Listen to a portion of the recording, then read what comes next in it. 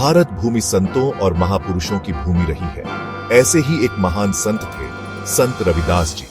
उनका जन्म एक दलित परिवार में हुआ था। समाज में उस समय छुआछूत बहुत थी, लेकिन संत रविदास जी ने इन सब बातों को पीछे छोड़ दिया।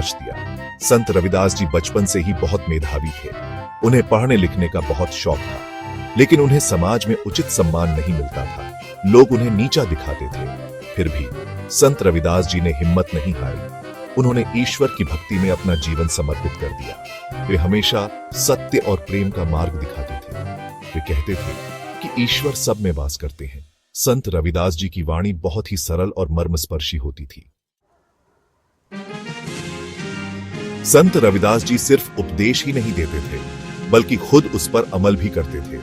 उनका जीवन दया और सेवा का एक जीता जागता उदाहरण था।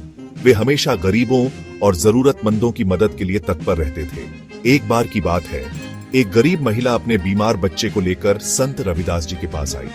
बच्चा बहुत बीमार था और महिला बहुत परेशान थी। संत रविदास जी ने उस महिला को सांत्वना दी और अपने पास रखे हुए थोड़े से पैसे उसे दिए।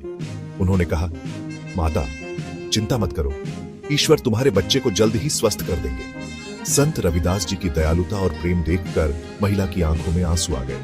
संत रविदास जी ने उसे आश्वासन दिया कि सब ठीक हो जाएगा। ऐसी ही अनगिनत घटनाएं हैं जो संत रविदास जी की दयालुता और करुणा को दर्शाती है।